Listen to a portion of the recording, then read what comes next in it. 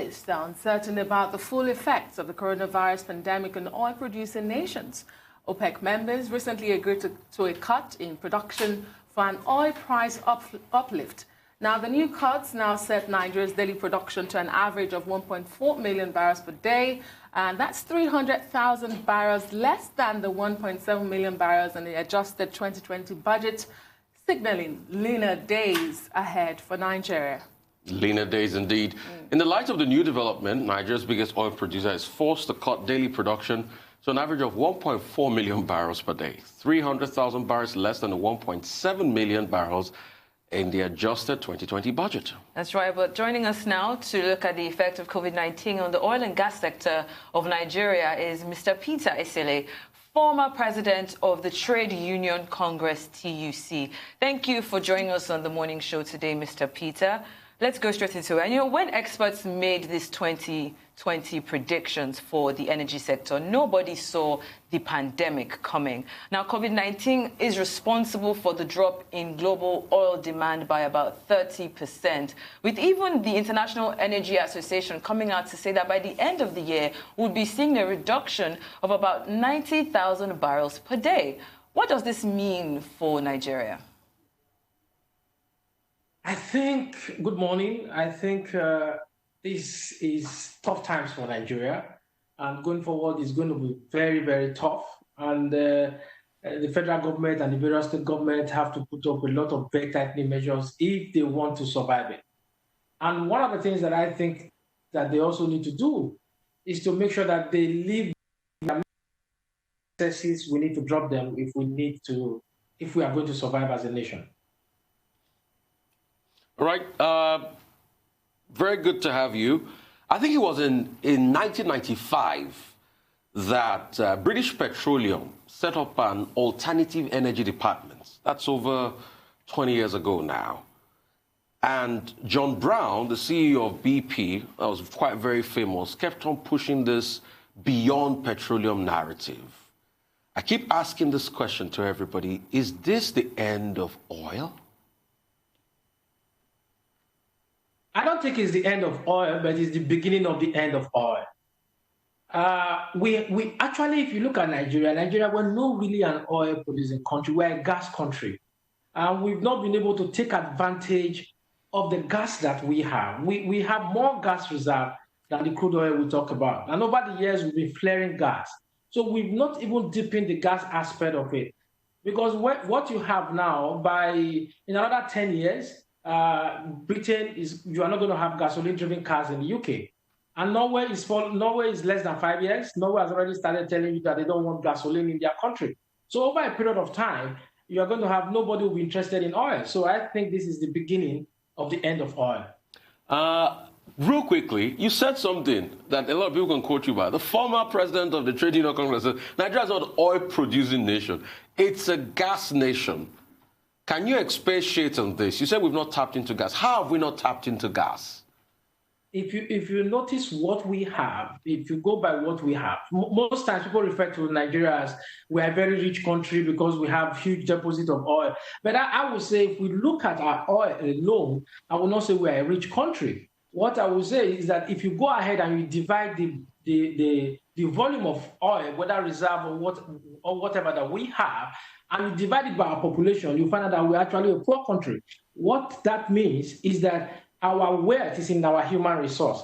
And when I talk about gas, we have a huge deposit of gas, and that can take us far. And if we have been taking advantage of the gas that we have in the country, first of all, we can have clean power using gas to generate power. We've just started that recently, but if we concentrate on that, we can even use gas to cook. We can pipe the whole country with gas. And then first, that will protect our environment, and that will make more money for the country. And then we'll have a country that we can all be proud of. But our attention has been on crude oil from day one, and we've not been thinking properly, or what we properly refer to as resource cost.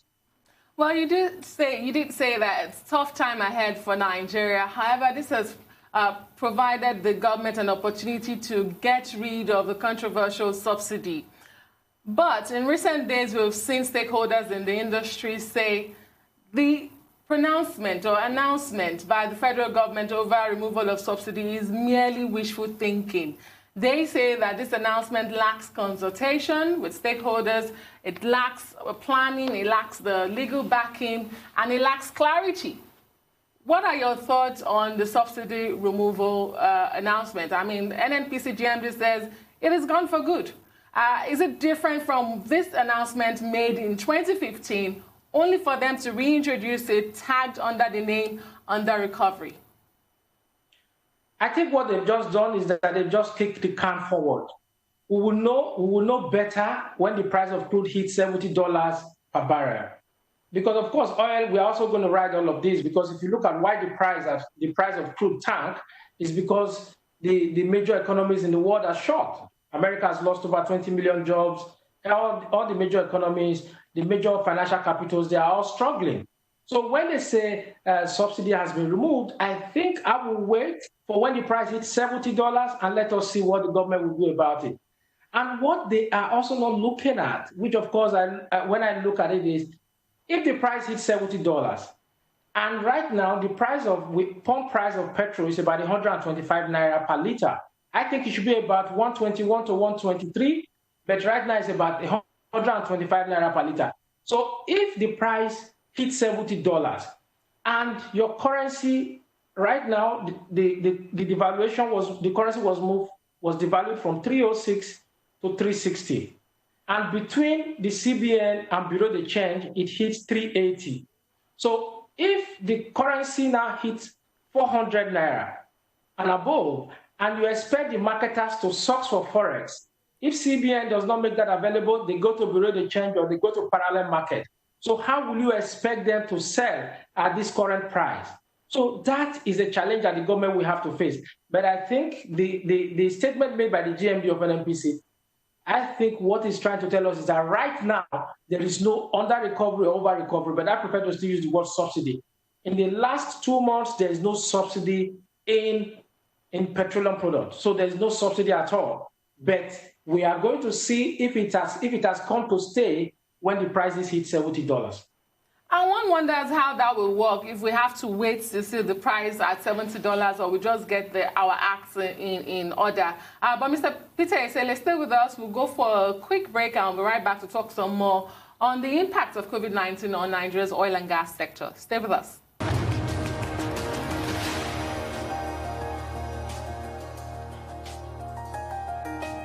Welcome back to the morning show here on Arise News. We're still joined by Peter Esele, the former president of the Trade Union Congress, and we are discussing the effect of COVID-19 on the oil and gas sector of Nigeria. Now, I want to dial it back a bit to even before we had this issue, the consequential war between Saudi Arabia and Russia. And a lot of people have come out to say, Australian experts rather, have come out to say that the reason why they can play this game of chicken is because Russia, on one hand, has about $500 billion worth of reserves, and Russia has $570 billion worth of reserves. And Nigeria, on the other hand, still has, cargo stock on the seas. They're not able to sell some of their crude oil. So my question to you here is, how do we reduce the risk of exposure for Nigeria? We're clearly limited here. So what do we do about it? First, I'll take you back a little bit that the issue of subsidy is a political issue. So that will be left to politicians to decide, the president and the party in power. It's not for the GMD or the PPRO to decide. Now, this Saudi Arabia, with their huge foreign reserve, can afford to do whatever they want to do. But again, they also are facing a huge challenge in the sense that the standard of living of the average Saudi, from the 1st of June, Saudi Arabia is increasing its value-added tax from 5% to 15%. That means that Saudi Arabia is feeling the pinch. Don't forget they have the war they are fighting in Yemen, which of course is all, they are spending so much money to prosecute that war. And for the Russians to break even and make profit, despite the huge reserves that you think that they have, $20, $30 price of crude is also not in their interest. So now, Nigeria, what do we do? If you ask me, I would wish that the price of crude remain at not more than $30. I don't want it to go up. That's my own personal reason. The reason why I will say I don't want it to go up is because our leaders keep telling you each time the price of crude goes down, they'll tell you it's time to diversify. Since I came of age, I've been hearing about diversification of the economy, When Obasanjo came to power, the price of crude was about $10. And then the noise about that was diversification. And then during President Yar'Adua, President Jonathan, and even in this administration, we'll be hearing diversification of the economy. So if the price remain at $30 per barrel, from the president to the various governors, everybody is going to put on their thinking cap to actually take diversification seriously. If you depend, crude oil, these are finite resources. If you depend on it, at the end of the day, the country will suffer. And the only country that is benefiting from all of these are countries who have invested in other sectors of the economy. IT, for example. Technology. You can see the way United States, with all of its challenges, with over 20 million jobs lost, you still have a sector of that economy that is booming. In Nigeria, all across the sectors in our economy, they are all down. Very interesting one there, and you just hit the nail right on the head. Even Saudi Arabia has invested in technology. They're investing in companies like Uber and the likes. But I want to talk about something very critical here. We're already having sort of like a dollar conundrum. It is so difficult to get dollar. On the market yesterday, not getting dollar from the banks, it was going as much as 425 to 450. And we all know that there's a short supply of dollar in the market. How are the marketers bringing, oil in at this time with this, what we're having with the dollar now? And I'm asking that because something happened last week. The ex-depot price reduced. And normally, once the ex-depot price reduces of a product, you are supposed to expect a pump price reduction. But the ex-depot price is reduced now. And we've not had a pump price reduction since last week. And everybody's keeping mum about it. What do you say about this? Now, first thing you also have to look at, why is there no reduction in the pump price? I will tell you, this has tendency to also do with the Forex. Now, I'll clear the NNPC is the only one bringing in products. So NNPC is an agency of the state. So it's easy for NNPC to access Forex. No marketer. I will tell you, even if the government says they want to deregulate the downstream sector immediately, I will tell you, no marketer will go and bring in products because nobody is certain of how much am I going to get the dollar. So except you are getting your dollars directly from CBN, that is only when you can plan. But with the fluctuation in Forex, how are you going to plan? That's one. Number two, is also possible that why PPPRA, which is Petroleum Pricing Product Regulatory Authority, is yet to come out to give us a new price. It's also because behind the scene, they are also looking at all the various templates and parameters. Because if they come out and bring down that price at maybe because right now, if it is 108 naira S-double, 108 naira 50 kobo S-double price, it should be between 121, 122. So how much is NNPC bringing the product? Because don't forget, NNPC assess crude at international market price. So if NNPC is assessing Nigerian crude, for example, at $30, and at the time they were assessing it and were bringing it in, it was 360, and right now they were able to get the Forex at 308, 306, and right now it's 360 and 380, and you just said 425 in the parallel market. So that will also make the PPPRA to be thinking, what do we do? So it's a Forex conundrum that we are finding ourselves. And the more we have this problem in the oil and gas, the more we have this problem with crude oil prices, the more we are going to have issues around it. And majority of our debt are in dollars, and that is our biggest problem. Indeed. Some would say at the heart of all of this is proper deregulation of the downstream sector of the oil and gas industry. But how feasible is this, in your own opinion, with the state of the local refineries in disrepair or functioning below capacity, as well as the PIG bill, the Petroleum Industry Governance Bill, that has remained a bill for such a long time and has not been passed into law? What's your take? That's one. Secondly, before this whole pandemic, Governors in Nigeria and Nigerian workers have been at loggerheads over the implementation of the new national minimum wage. Do you envisage a situation where the governors will cite this pandemic and the economic downturn, as an excuse to renege on obligation of implementation of the 30,000 naira minimum wage? Yes, I'll take the second question first, because first I would say yes, and I think I will say that happening. And I think this is not the best of time to be a governor or to be a president, but it's also the best of time for everyone to put on their thinking cap to arrive at a solution that will be good for everyone. And for union leaders, I think they are going to have a rough road ahead, including Nigerian workers. We are going to have a lot of downsizing, redundancies that may be coming up as the year unfolds. And then the earlier question you still talk about was the issue of subsidy or deregulating the downstream sector. First, I said earlier that is a political issue. The basics for that is that you have to look at, right now we have the APC in government. What is the APC plan for the oil and gas industry? If a party in power has a plan to deregulate the industry from the word go, and they were elected for that, I think they will go ahead and do it, because that is what they were elected for. But if that has not been part of their drive to achieve, I think it's going to be very difficult for them to carry out, because they'll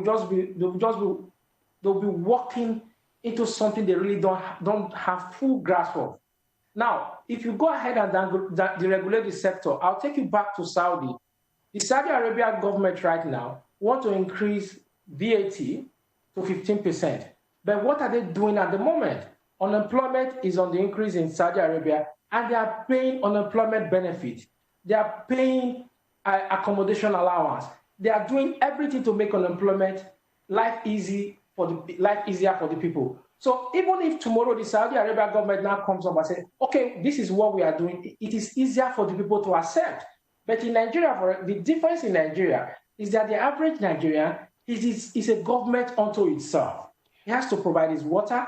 The average Nigerian has to provide its health care. The average Nigerian is responsible for its transportation. Even the average Nigerian is also responsible for its security. So when you now come up and you say, even if it's in his own benefit, you want to deregulate, you are going to face resistance, because the guy is saying, all of these policies that have been put in place, what have been my benefit? So it becomes very difficult for him to swallow. Okay. Other aspect of talking about local refineries, I think the NNPC is doing a very good job. All the refineries you have have been fixed, and very soon the government is talking about privatizing those refineries. Okay. And for them to want to privatize the refineries, then they know they would have fixed it. Okay, real quickly, less than 30 seconds. The NNPC buys crude at international prices. What was the thinking behind that decision? I understand it was done under the regime of President Olusegun Obasanjo. What was the thinking behind that decision? The thinking behind the decision is to nip corruption in the board. You said to NNPC at, let's say, if international market price was $100, under Obasanjo, NNPC gets it at $20. And then some people within the system now go ahead and sell that same $100 and then put the money in their pocket. So the reason why NNPC is buying at international market price is to end corruption in that transaction. Well, I'd like to say a very big thank you to you, Mr. Peter Esele, former president of the Trade Union Congress in Nigeria, TUC. Thank you so much for appearing on the show today.